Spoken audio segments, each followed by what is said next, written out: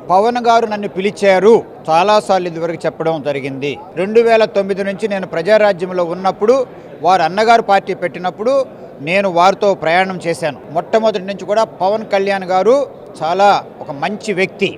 నేను వారి కొరకు చెప్పట్లా, ఉన్నమాట చెప్తాను నేను ఎప్పుడు కూడా. అలా అయినప్పుడు వరప్రసాద్ గారు మీకు ఇంకా ఏం రాలేదు వైఎస్ఆర్ పార్టీలో అని చెప్పారు.